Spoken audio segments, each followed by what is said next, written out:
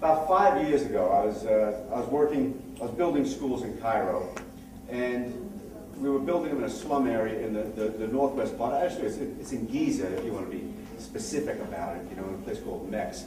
And it was at this place where it had become so crowded. Mohammed Naguib became a modern slum, a new slum, just millions and millions and hundreds of thousands, and became very crowded.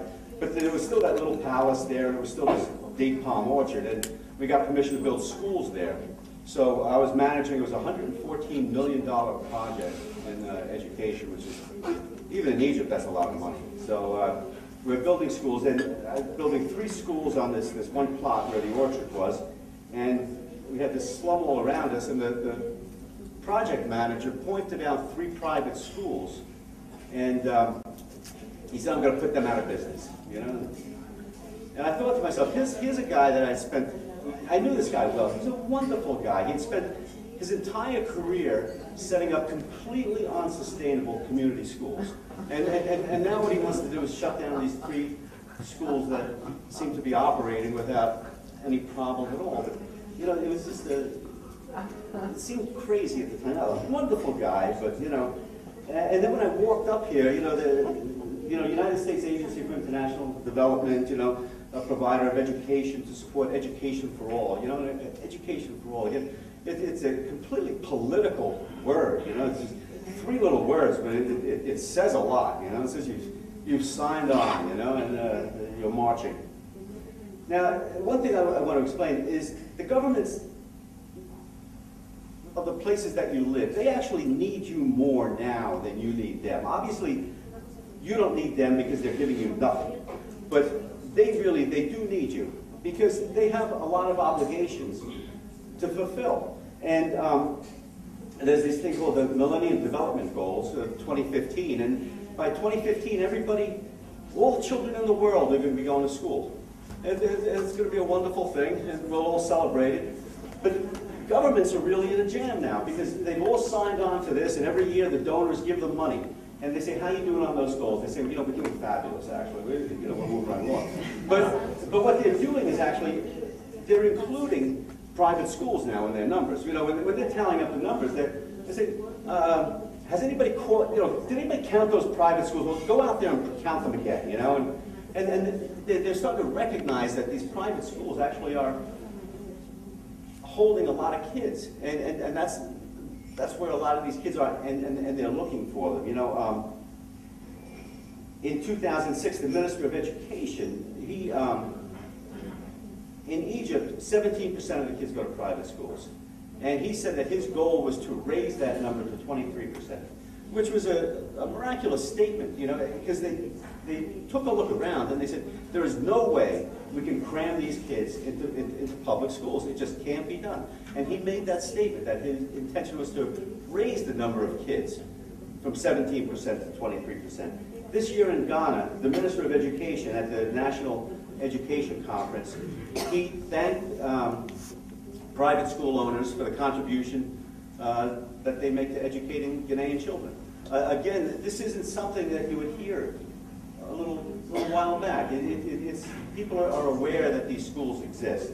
Now, you know, what I do, I work for the United States Agency for International Development. Obviously, you know, development aid, we love the children, but it's a political organization. You know, Condoleezza Rice and President Bush, you know, they came out with the 3 Ds of foreign policy, which is, you know, defense, diplomacy, and development. You know, and unfortunately, I find myself sometimes in bed with defense, sometimes in bed with, you know, diplomacy. Sometimes everybody's in bed together. You know, it's not always a comfortable place to be. But you know, it's a political work that we do. You know, and there's a very political nature to education too.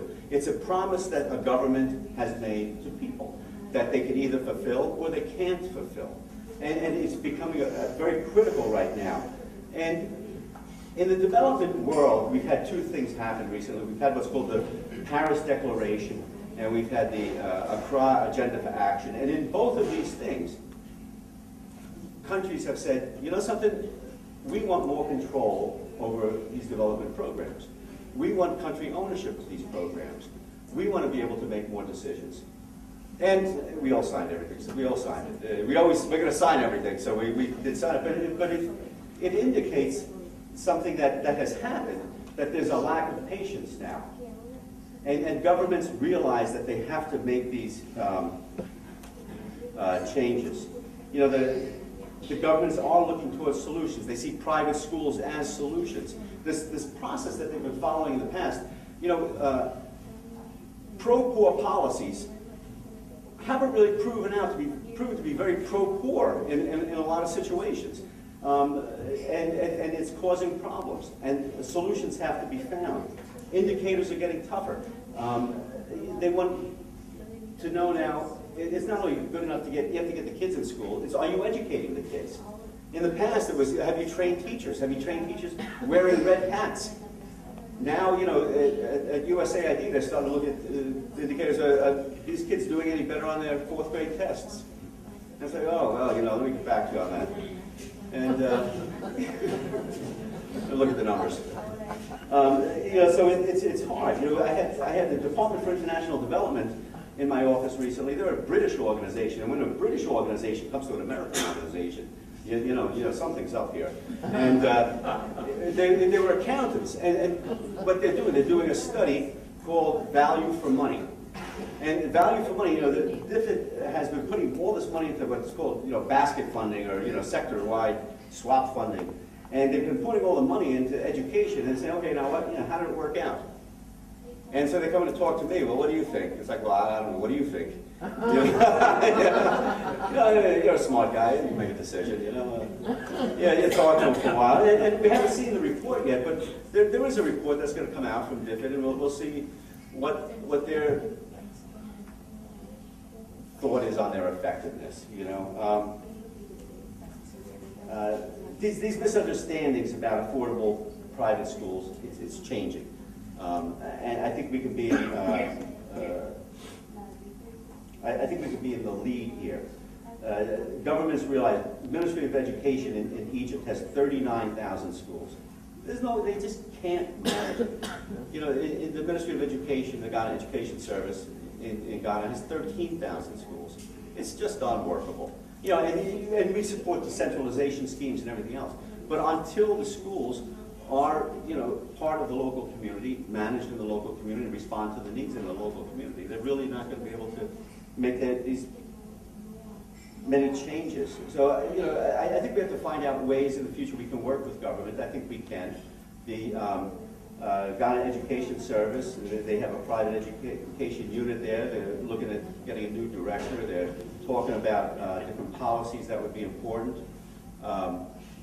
They've asked about the possibility of schools run by private individuals, staffed with Ministry of Education teachers. Oh dear, I know. You know, people, you know, they're trying to come up with ideas, and everyone can't be a winner.